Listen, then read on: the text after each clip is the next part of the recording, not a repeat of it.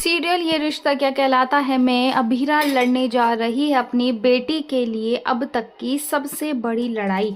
जी हाँ, यहाँ पर जहाँ मायरा ने अभीरा को चुना है कि उसका केस अभीरा लड़ेगी, ये जानने के बाद अभीरा काफ़ी ज़्यादा डिप्रेस्ड हो चुकी है, क्योंकि उसे ऐसा लग रहा है कि अगर 1% किसी भी गलती से अगर अभीरा केस हार जाती है तो वो केस को नहीं, सीधा अपनी बेटी को हार जाएगी। क्योंकि पहली बार मायरा ने भरोसा दिखाया है अभीरा पर, अगर अभीरा उसके भरोसे पर खरी नहीं उतरी तो काफ़ी ज़्यादा दिक्कतें हो जाएंगी।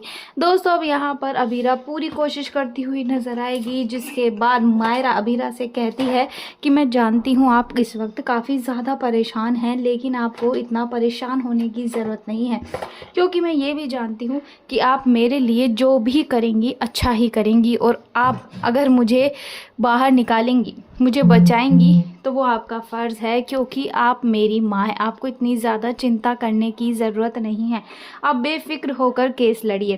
वेल, यहाँ पर अभीरा काफ़ी खुश हो जाती है, जिसके बाद अभीरा मायरा दोनों एक दूसरे को गले लगाती हुई नजर आएंगी, और अभीरा मायरा से कहती है कि मुझे तुम्हारे इसी विश्वास की ज़रूरत थी, और अब देखना तुम्हें इंसाफ मिलकर ही रहेगा, लेकिन तुम कुछ भी झूठ मत बोलना। जो भी उस दिन हुआ था, उस वक्त जो भी हुआ था, मुझे सब सच सच बताना।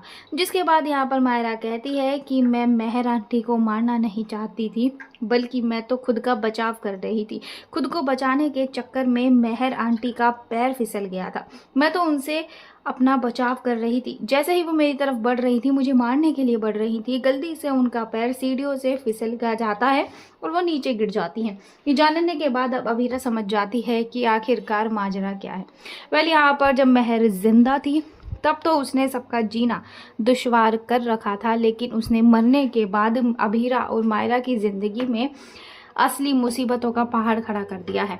अब ये देखना इंटरेस्टिंग होगा कि आखिरकार अभीरा किस तरह से अपनी बेटी को इस दलदल से बाहर निकालती है। आपकी क्या राय है? कमेंट सेक्शन में ज़रूर से ज़रूर बताइएगा।